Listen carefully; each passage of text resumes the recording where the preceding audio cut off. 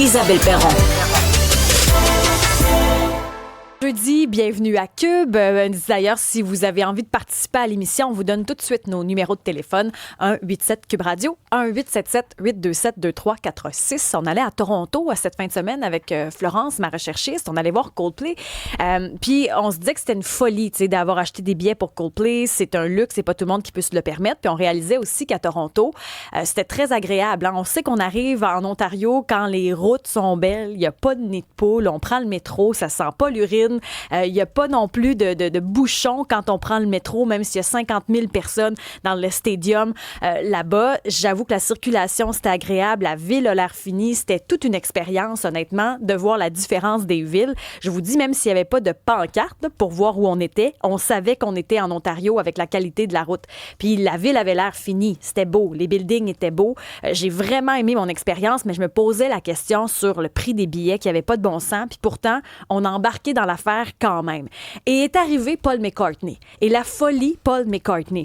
Avec des billets en prévente, 1900 $, expérience VIP, j'entends, mais quand même du 5000 $, 5000 $. En 2018, pour le même forfait, c'était 2000. Déjà 2000, on se dit, c'est très cher. 5000 $. Comment on l'a échappé? Combien êtes-vous prêt à payer pour des prix de billets? Là, on parle de Paul McCartney qui va passer en novembre au Centre Bell, mais il y en a d'autres. Là. Il y a eu des Taylor Swift, des Billie Eilish. Il y a nos spectacles québécois aussi dont on parle très peu, mais combien on est prêt à payer pour un billet de show? Pourquoi vous allez voir des shows? Qu'est-ce qui vous allume? 187 Cube Radio, 1877-827-2346. Tania Dissei est avec nous. Elle est amatrice de spectacles de musique. Elle adore. Bienvenue à l'émission, Tania. Merci beaucoup, c'est gentil. Bon, qu'est-ce qui fait que tu as envie d'aller voir des spectacles? Qu'est-ce qui te fait vibrer? Pourquoi payer pour ça? Depuis que je suis toute petite, j'ai toujours été voir des spectacles. Je pense que c'est justement de vivre l'expérience, un peu l'euphorie que ça nous apporte quand l'artiste monte sur scène. C'est un peu ce qu'on recherche là, quand on va voir des spectacles au lieu d'écouter le CD dans la voiture, mettons. Combien t'es prêt à payer pour un billet de spectacle? Et j'avoue que j'ai ralenti la cadence pas mal là, depuis la pandémie parce que justement ça coûte extrêmement cher. Je pense que 300 $, là, ça commence à faire mal au cœur un petit peu là. Comme je suis allée voir récemment James Blunt, lui je trouvais que c'était vraiment pas cher parce qu'à la Place Belle, on dirait que c'est beaucoup moins cher qu'au Centre Bell. Donc c'est rendu un temps où maintenant je fais des choix pour aller voir les spectacles. Il faut que ce soit un artiste que j'ai jamais vu. C'est un artiste que j'ai envie de voir. Mais vous parlez tantôt de musique québécoise, puis je trouve que on devrait aller consommer plus de musique québécoise parce que les billets aussi sont beaucoup moins chers. C'est des artistes de chez nous. Mais ça, là, t'as tellement raison, parce que quand on regarde, il y a une étude qui a été faite, puis tu sais, en moyenne, pour aller voir un spectacle anglo au Québec, là, c'est à peu près 70 $, là, si on arrondit, alors qu'un show en français, c'est une quarantaine de dollars. Là. Il y a vraiment une nuance. Puis on voit que dans les dernières années, il y a une grande hausse pour les spectacles anglo, mais une très faible hausse pour les spectacles franco. Ça veut pas dire de pas aller voir de l'anglo, mais quand même de consommer québécois, parce que des chansons anglophones au Québec, là, mais il y a quand même une méchante différence de prix. Puis je trouve ça intéressant parce que tu dis, à Laval, c'est moins cher. C'est vrai qu'il y a une nette différence de prix avec le Centre Bell, une énorme même différence de prix. Oui, vraiment. C'est comme, par exemple, James Blunt, c'est quand même un artiste reconnu. Ça faisait longtemps qu'il n'était pas venu. Je pense que le billet m'a coûté 120 $. Là. Puis j'étais collée sur la scène très, très proche. C'est en quelle année? Il y a une bonne différence. 120 $, c'est en quelle année? Là, au mois de juin, qui vient de passer. C'est ça. Au Centre Bell, avec la tarification dynamique, ça t'aurait coûté les yeux de la tête. Pour quel artiste tu serais prêt? Tu disais 300 $, ça commence à faire mal au cœur. Pour quel artiste tu serais prête à payer 300 $? Vous avez parlé de Coldplay. C'est sûr que le jour où Coldplay viendrait au Québec, je paierais... Je pense que je paierais ce qu'il faut, mais c'est drôle parce que je m'en vais voir Oasis à Toronto au mois d'août. Le prix du billet avait bien du bon sens aussi, mais c'est sûr que là, ça inclut le voyage et tout ça. Là. Combien le prix du billet pour Oasis? J'ai 170, mais on s'entend que je suis en haut très, très loin, là. Mais c'est quand même pas si mal parce que je regardais pour C'est ça. Coldplay, c'était du 5, 6, 700, 800 dollars, 900 dollars, ça avait pas de bon sens. 170 dollars pour Oasis, c'est pas si mal. Et on voit également qu'à Toronto, entre autres, la qualité des stades. Tu sais, on se demande pourquoi les artistes viennent pas au Québec. On s'est beaucoup demandé comment ça Taylor Swift, comment ça Beyoncé, comment ça Coldplay. Le Stadium, c'est un projet temporaire en plus là, qui accueille 50 000 personnes, là, est tellement bien fait. C'est tellement bien fait. Je me suis dit, je comprends pourquoi ils viennent pas à Montréal. Mhm. Ouais, c'est ça, absolument. Ben, je pense qu'il y avait aussi un enjeu avec le stade olympique, là, tant qu'il ne serait pas réparé, les artistes comme Taylor Swift ne viendraient pas à Montréal, là. Donc, c'est à voir ça aussi si le stade sera mis sur pied bientôt, là. À suivre, parce que c'est vrai que pour une ville, par contre, quand ça fonctionne bien, des retombées économiques, c'est incroyable là, d'avoir des artistes comme ça chez nous. Mais oui, c'est vrai, quand tu disais tantôt, je devrais faire des choix parce que la culture coûte de plus en plus cher. Est-ce qu'il y a vraiment des shows que tu as dû écarter de ta liste parce que justement, on n'y arrive pas parce que c'est trop cher? Ben oui, ça m'est arrivé. Ben là, justement, Paul McCartney, certainement que j'irai pas. Ça n'a pas de bon sens. C'est ça. Ça n'a pas de bon sens. Mais oui, il y avait Pink il y a quelques années. Je suis pas allée parce que je trouvais ça trop cher. C'est ça. Il y a quelques artistes comme ça là, que j'ai dû mettre de côté. Mais c'est en même temps, je consomme tellement de musique québécoise que je me dis, c'est pas grave, si on en a des bons chez nous. Fait que c'est ça. Tout va avec les choix, là. Et ça, tu as raison, parce que souvent, ce qu'on dit, c'est pour les artistes comme ça qui viennent en visite chez nous, c'est l'expérience. Mais pour avoir été, par exemple, au Festif de Baie-Saint-Paul l'année passée, ça en était une expérience là, d'avoir un spectacle non annoncé de Zachary Richard dans la cour chez Denis. Je veux dire, ça, là, on a vécu un moment, là, puis c'était gratuit. Ben, c'est ça, puis il y en a beaucoup de spectacles gratuits. Souvent, les villes organisent aussi des spectacles. Tu sais, comme à Saint-Hyacinthe, par exemple, Dogmatic est allé, Marjo, il va bientôt, à Grenby, Ariane Moffat, la semaine passée. C'était tous des spectacles gratuits, mais c'est sûr que ça implique qu'il faut se tenir informé. Il faut savoir qu'est-ce que nos villes organisent, qu'est-ce qu'ils préparent, mais on a beaucoup de grands noms au Québec aussi, avec des spectacles gratuits. La Super Franco-Fête l'année passée, sur les plaines, c'était immense comme spectacle, c'était gratuit. C'est ça. Il y a une possibilité de voir beaucoup d'artistes de chez nous à moindre coût. Se tenir informé. Et là, tu marques un point. Quand il y a des vedettes comme Paul McCartney, on le sait, puis on le sait pas à peu près, à part ça, qu'on aime l'artiste ou pas. Mais c'est vrai qu'au Québec, on sait très peu, on a peu conscience que, ben, il y a Nelly Furtado quand même à Nicolet, là, cette semaine. Tu sais, on n'entend pas vraiment parler, là. C'est ça.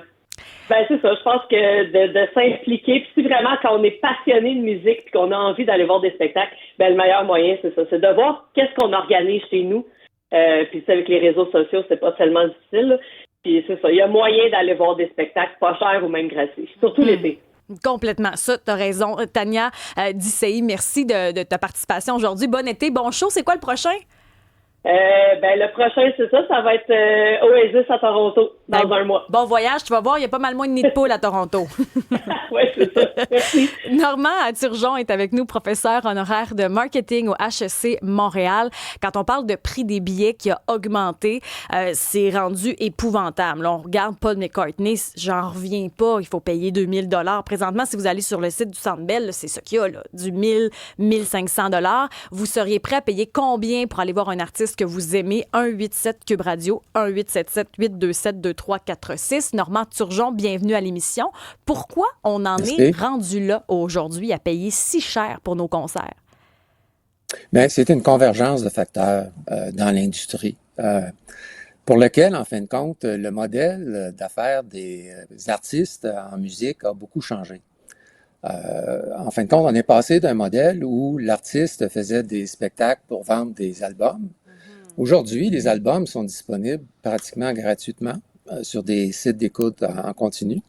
Alors, c'est par l'intermédiaire des spectacles qui vont générer les revenus, qui vont être comparatifs, qui tentent d'être comparatifs avec ce qu'ils produisaient par l'intermédiaire de la discographie. Si on prend le meilleur album à vie, Michael Jackson, Thriller, qui s'est vendu à 50 millions d'exemplaires, si l'artiste a fait 4 $ par album vendu, bien, c'est 200 millions de dollars qu'il vient de récolter.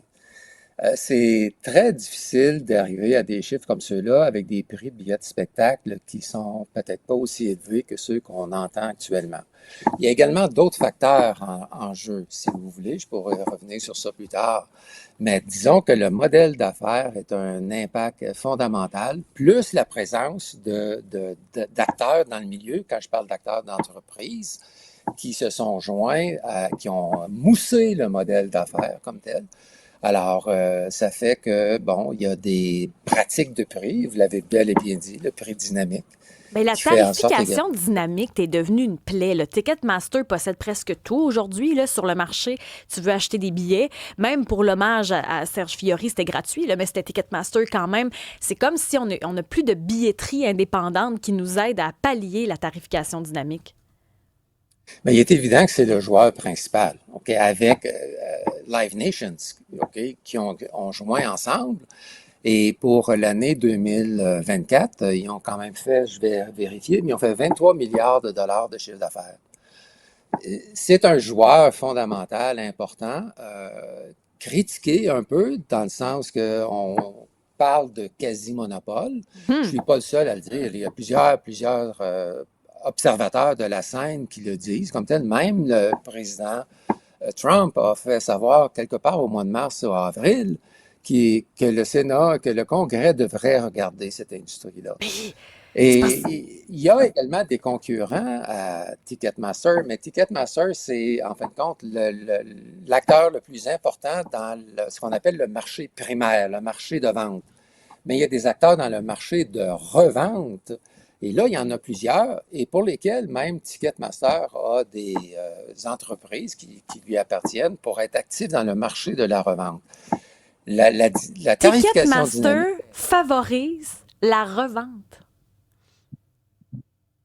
OK. Non, c'est ce que je vous Oui. pose. Ticketmaster favorise la revente. Oui, absolument. Dans le sens que les acteurs qui sont présents, et là, je vais vous en nommer quelques-uns, Vivid Seats, Mega Seats, SeatGeek, Game Time, Viagogo, il y en a une panoplie de ces entreprises qui vivent de la revente des billets et pour lesquelles, en fin de compte, l'opacité de la vente et la revente n'est pas tellement claire. Avec mon collègue Yannick Grégoire, au mois de décembre dernier, on a publié justement un texte sur Ticketmaster, sur son évolution. Et on s'aperçoit que ça devient difficile, en fin de compte, de cerner réellement qui est propriétaire de quoi dans l'industrie. Et à cet effet-là, certains disent, comme John Oliver a dit dans son fameux show, que Ticketmaster favorisait l'opacité et la présence sur les marchés de revente également. Donc, la revente à prix dynamique est très présente, ce qui fait qu'on a des billets qui, parfois, à la valeur nominale, vont être 200 $, mais qui finissent dans le marché de la revente à cause de des prix dynamiques à 800 et 1000 $ et même plus que ça. Mais il y a Florence à la recherche qui se demande, pourtant, ils ont fait la tarification pour empêcher la revente. Alors que dans le fond, ils participent à la revente. C'est un peu contradictoire, non? Bien, c'est-à-dire qu'ils sont présents dans le marché secondaire, OK, parce qu'il y a des gens qui vont acheter des billets, qui vont spéculer, ils font de la spéculation et ils vont les remettre en vente. Il y a des gens également dans le marché, qui sont dans le marché secondaire parce qu'ils avaient acheté un billet, ils ne peuvent pas se présenter. Et ça, le Congrès l'a bel et bien dit, le Congrès américain l'a bel et bien dit, on ne peut pas interdire cette pratique-là. On ne peut pas priver une personne qui a payé des billets ne pas pouvoir les revendre. Donc, Ticketmaster se met également dans le marché secondaire pour faire le suivi des billets vendus et pour pouvoir également participer à la revente des billets.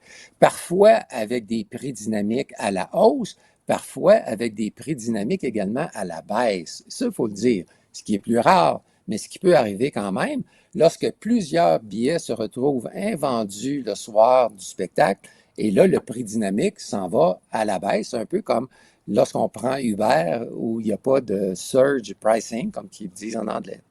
Hey, mais ça doit être rare quand même, la tarification dynamique à la baisse. Dans quel spectacle ça Oui. a pu arriver? Bien, ça peut arriver à peu près dans tous les spectacles pour quelques billets disponibles pour lesquels ce soit des spéculateurs qui avaient acheté ou que ce soit des personnes qui tentent de revendre parce qu'ils ne peuvent pas y aller. Et là, ils se disent, vaut mieux avoir 100 $ que de perdre 300 $. Il y a peut-être quelques billets comme ça, mais il faut être quelqu'un qui est sur place parce que si le spectacle est à Toronto puis qu'on est à Montréal, on n'a pas le temps de s'y rendre. Donc, ce qui fait, c'est que le prix ne peut pas être aussi élevé à cause d'une limite potentielle comme telle à la demande pour l'offre qui est présente. 187 Cube Radio, combien vous êtes prêt à payer pour des billets de spectacle? Pour quel artiste vous seriez prêt à payer si cher? On a plusieurs téléphones présentement. On commence entre autres par David qui est au téléphone. David, vous seriez prêt à payer combien pour un billet de spectacle? Bien, c'est tout dépendant de l'artiste. Ça me rappelle Elton John qui finalement n'est pas venu à Montréal. Ça, c'est triste. Une tournée d'au revoir, j'étais prêt à payer 3 000. C'est ma dernière chance de le voir. 3 000? Mais il faut être fan. Moi, j'étais très fan. Je voulais l'expérience ultime également avec les coffrets et tout. Ça, j'aurais été prêt. Pour Elton John, moi, je suis un fan fini d'Elton John. J'aurais été pour 3 000. Paul McCartney, pas prêt à payer 5 000, mais j'adore. Mais moi, j'y vais pour la rareté. Je retourne voir les Cowboys fringants, mais j'achète toujours, exemple, la comédie musicale, j'achète toujours les billets en avant. Moi, c'est ça qui m'intéresse, c'est toujours l'expérience ultime. Je suis prêt à payer très, très cher. Est-ce que pour ça, oui. Est-ce que pour des artistes québécois, vous pourriez faire la même chose? Parce que les artistes, on dirait québécois. C'est comme si parce qu'ils sont près de nous, on voit moins la rareté. Est-ce que c'est pour ça qu'on achète moins de billets? Mais est-ce que vous seriez prêt à faire la même chose? Pour les artistes québécois, moi, c'est 100%. La preuve, c'est que j'ai payé je pense que ça m'a coûté presque 400 $ pour retourner voir pour une deuxième fois la comédie musicale des Cowboys fringants. Wow. J'irais voter. Pour les artistes, j'allais voir Sarah Dufault, je vois des lancements d'albums. Fait que les artistes québécois qui émergent, ou surtout, il faut les encourager. Je serais prêt à payer cher. Moi, ça va selon l'expérience que je vais vivre et pas la rareté nécessairement, mais tu sais, si, mettons, exemple, on avait une tournée d'adieu de Céline Dion, je suis pas mal certain qu'il y a beaucoup, beaucoup de gens qui seraient prêts à payer.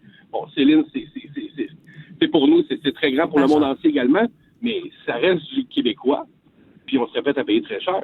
Qu'est-ce que ça vous fait vivre? Qu'est-ce que ça vous fait vivre d'aller voir un show? Vous dites, moi, là, je vis l'expérience, peu importe le prix, tant que ça m'amène quelque chose. Pourquoi vous allez voir des spectacles, justement? Qu'est-ce que ça vous fait vivre? Dans le fond, c'est tout le... Dans mon cas, je vis à travers la musique. Je pense qu'il y a beaucoup de gens qui font ça. Selon mon époque, je vais prendre l'exemple des Cowboys fringants, c'est toute ma jeunesse à aujourd'hui.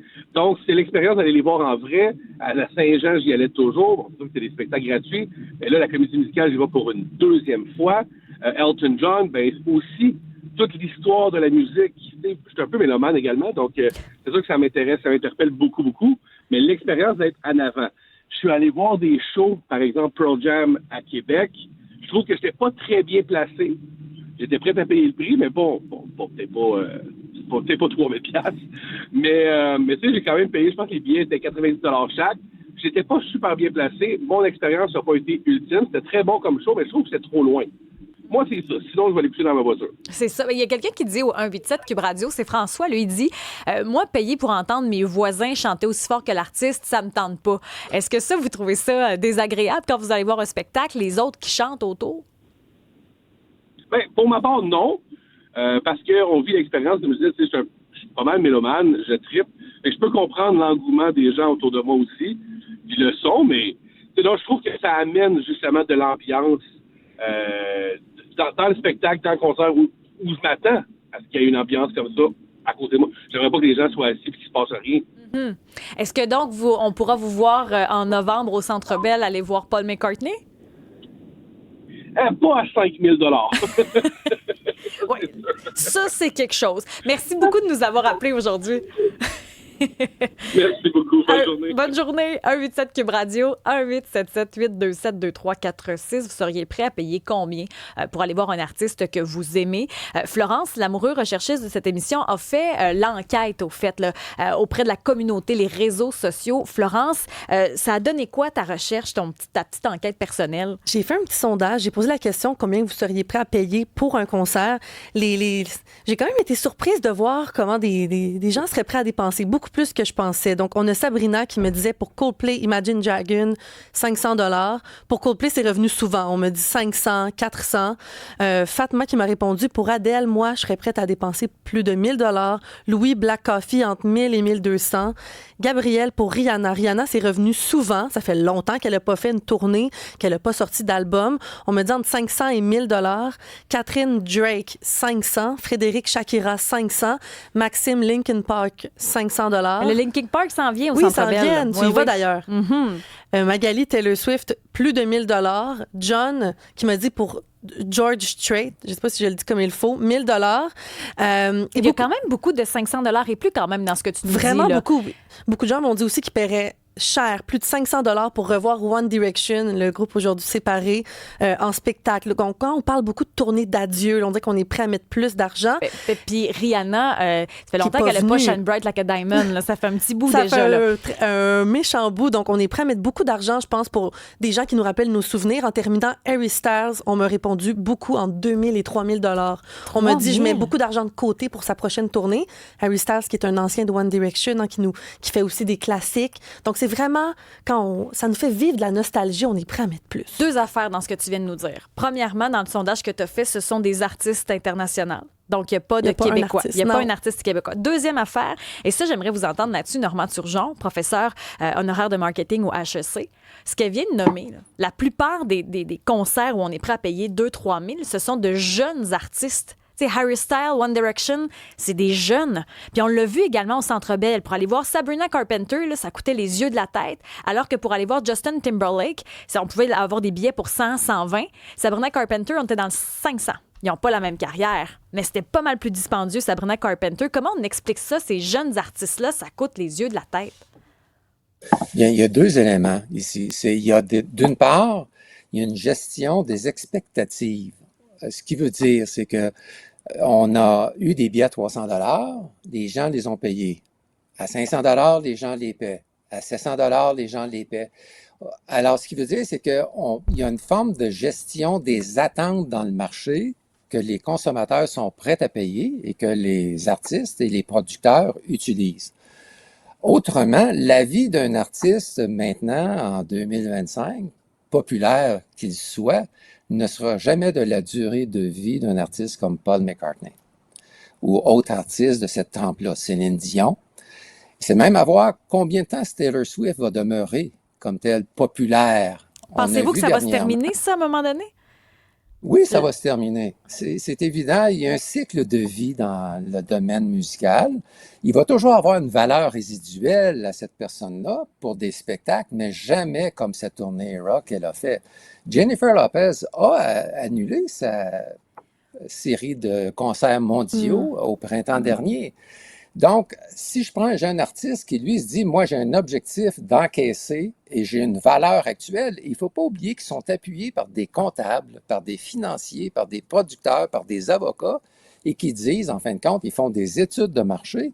Ils vont dire, on est capable de saisir tant d'argent dans le marché. Alors, ils vont le faire et ils vont charger en conséquence. Mais ce que ça fait aussi, là, c'est que là, on nous dit qu'en plus, je ne sais pas si vous pouvez nous confirmer ça, mais c'est que de plus en plus, quand on veut acheter des billets en pré-vente, c'est souvent les entreprises, les compagnies de cartes de crédit qui réservent des sièges. Donc, finalement, pour le public, il reste presque plus grand-chose des billets dits normaux. Là. Il reste à peu près 10 %, ce qui fait que la culture est vraiment pour un petit groupe de monde qui a de l'argent, là, l'élite, là, et tous les autres, le pauvre peuple, ne peut plus assister à des spectacles. On dirait qu'on assiste à ça aussi, là. Oui, il y a le fait que dans la gestion primaire, dans le marché comme tel primaire, les artistes sont présents, les producteurs sont présents, ils reçoivent des codes de billets. Et les compagnies de cartes de crédit reçoivent des codes de billets qui dispersent en fin de compte dans le marché. Certains de ces billets-là se retrouvent sur les sites de revente et là à des prix beaucoup plus élevés.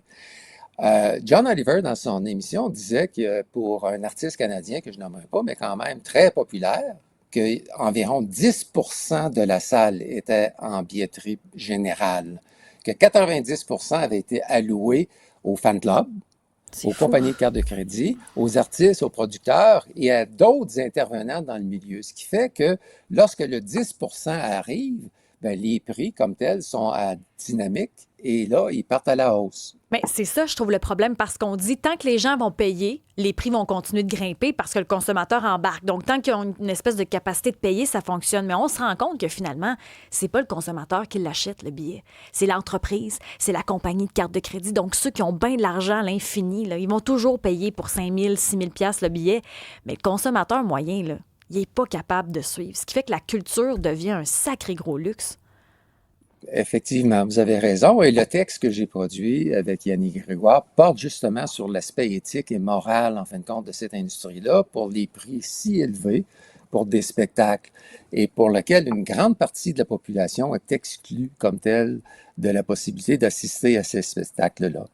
Mais vous avez quand même des intervenants qui vous ont dit dernièrement, là, dans votre émission, Oui. il y a quelques minutes, moi, je serais prêt à payer 1 000 $ pour aller voir ça parce que c'est la dernière fois qu'il va se produire.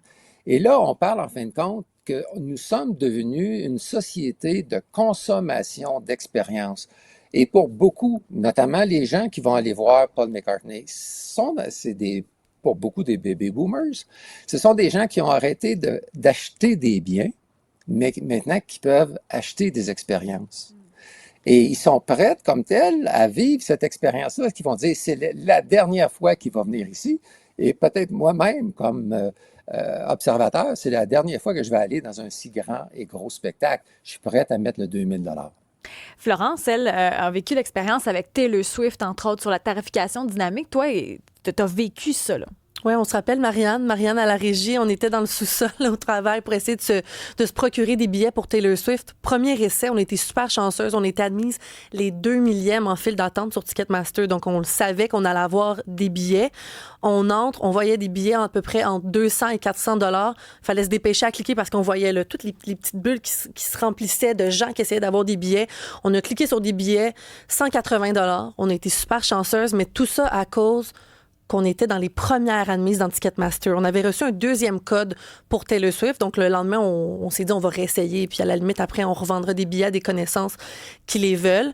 On était les 56 millièmes. On savait très bien qu'on n'aurait pas de billets. On s'est dit, on va rester jusqu'à la fin pour voir combien vont être ces fameux billets. C'était des billets seuls, un peu partout dans le stade, même certains en arrière de la scène. Puis, je pense que ça se vendait dans 10 000, 15 000 $, juste parce que l'ergonomie de Ticketmaster était plein. Donc, en l'espace de quelques heures, quand même, la fluctuation des billets, ça se fait assez rapidement, là. Absolument, c'est dynamique. Le mot le dit, et c'est parce qu'il y a des gens, comme la personne vient de dire, Florence vient de dire, qui sont réellement intéressés à y aller, puis qui sont prêts à mettre le prix. Il ne faut pas oublier, en fin de compte, qu'il y a beaucoup de crédits, il y a beaucoup d'argent dans le marché à l'heure actuelle. Hein? Il y a beaucoup d'argent. Bon, on regardait Marianne et moi par la suite pour revendre nos billets, ce qu'on n'aurait jamais fait. On était trop fans, mais quand même. Puis on aurait pu le revendre 15 000 $. Notre billet à 180. C'est complètement fou. Mais il y a quelqu'un qui dit quand même sur la messagerie texte, puis c'est important, puis on en a glissé un mot. La culture internationale est un luxe, mais aller au théâtre, voir les artistes d'ici, et ça demeure très abordable. Et ça, c'est vrai. Et pourtant, on voit une baisse dans les parts de marché des spectacles québécois. Ça aussi, c'est étrange. Qu'est-ce que ça dit sur nous? Mais ça dit sur nous qu'on aime les expériences à grand déploiement et que ça nous valorise comme tel d'y avoir assisté et qu'on est prêt à payer le prix par un événement qu'on va dire plus ordinaire où on sait l'année prochaine, de toute façon, ils vont revenir. L'été prochain, ils vont être à tel festival. C'est, en fin de compte, comment ça fonctionne dans le marché pour beaucoup d'artistes québécois. Vous dites quelque chose. Ça nous valorise. S'il n'y avait pas les réseaux sociaux, est-ce qu'on paierait autant pour les artistes internationaux si on ne pouvait pas publier ça ensuite?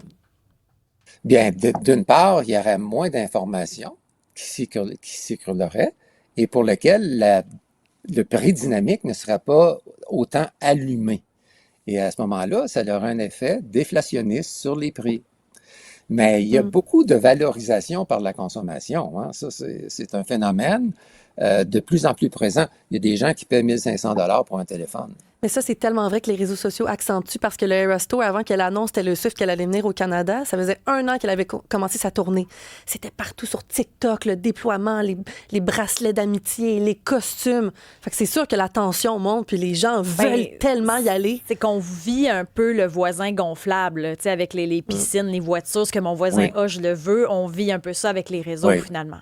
Mais, mais ce que Florence vient de dire, c'est également très important, c'est que les productions sont également gonflables.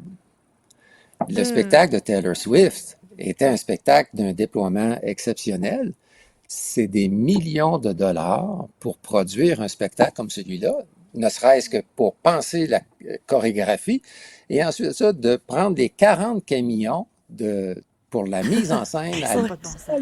C'est des millions de dollars, Ah ça, oui. qui doivent être supportés. Et c'est supporté par les prix de vente des billets. C'est peut-être pas supporté par le prix dynamique. On s'ensuit. C'est supporté certainement par le fait que le billet, au point de départ, va être à 300, 400 ou 500 dollars. Mais le 500 dollars additionnel, ça, c'est des profits. Puis il va à faits, en qui, fin de ce compte, 500-là? autrement. Tu sais, parce que la tarification dynamique, c'est pas l'équipe, c'est pas l'artiste qui reçoit l'argent supplémentaire, mais ça va à qui? Dans certains cas, c'est même l'artiste qui en reçoit. Ah oui? OK. Oui, Puis, parce dans qu'il y a d'autres des cas- artistes qui reçoivent des billets, que ça fait partie du contrat de production, qui reçoivent des billets et qui vont les mettre sur le marché secondaire. Donc, ils profitent également de la tarification dynamique On dans s'en le sort marché pas. secondaire. Non! Quand est-ce que ça arrête tout ça? Quand est-ce qu'on peut reprendre le contrôle? Bonne chance. C'est rendu, en fin de compte, inflationniste et c'est de plus en plus accepté dans la culture que les prix gonflent. Et cette forme d'expectation-là, expectative que l'on a, qui crée l'inflation. C'est qu'on a peur des prix plus élevés et donc on est prêt à mettre immédiatement un peu plus que qu'est-ce que ça vaut comme valeur nominale parce qu'on sait qu'un peu plus tard, ça va être encore beaucoup plus cher. C'est important ce que vous dites là. 187 Cube Radio, 1-877-827-2346. Maxime, vous seriez prêt à payer combien pour un billet de spectacle? Allô, Isabelle, tu vas bien? Salut, moi ça va super bien, surtout avec ta voix de même. Comment tu serais prêt à payer? Ah, c'est magnifique. Toi aussi, t'as une belle voix. Moi, sérieusement, je paierais pas plus que 200 pièces pour un billet. Jamais plus que ça. Ah oui, puis pour aller voir quel artiste?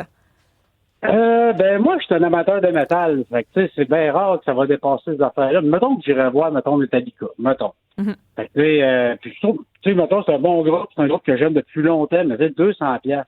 Tu sais, tandis qu'à ça, même 200 pièces, qui est pas cher comparativement à un billet que vous parliez, là, c'est combien d'heures d'ouvrage pour la moyenne des gens? Ça? C'est vrai que, par exemple, il y a du monde qui vont décider de s'acheter une voiture de luxe ou une montre chère, des vêtements. Tu sais, dans le fond, chacun a sa folie, mais je comprends que pour vous, le spectacle en soi, après 200 $, vous dites, ben là, ça défonce le budget, là. Isabelle, mettons, une voiture, du linge, des affaires comme ça, tu sais, ça reste. Tu peux encore les porter pendant des années. Un spectacle, tu le vois une fois. Oui, c'est des beaux souvenirs, mais on paye combien de la nostalgie? C'est intéressant. La nostalgie, d'ailleurs, elle est très payante, hein, parce que vous dites Metallica. Est-ce qu'il y a un groupe moderne que vous iriez voir aujourd'hui?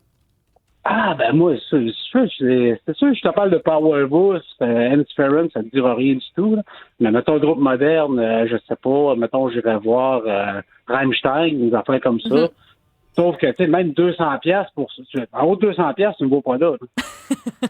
Puis est-ce que vous iriez pour des artistes québécois aussi? Parce que, tu sais, Metallica, bon, c'est un groupe bien établi, ce qui attire encore les foules. Quand ils sont venus à Montréal, je veux dire, c'était encore plein. Mais est-ce qu'il y a des groupes québécois qui vous feraient payer 200 $? Ah, des groupes québécois. Ou des artistes québécois?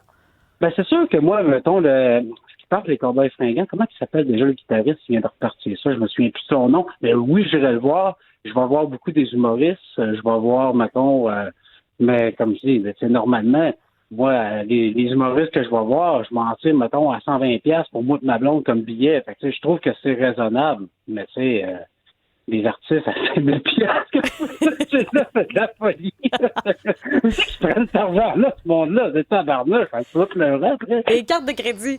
Merci, Maxime. Je vous souhaite une belle journée. Au revoir. Bonne journée, bon spectacle. Merci à Normand Turgeon, professeur honoraire de marketing à HEC Montréal. Merci pour vos lumières aujourd'hui.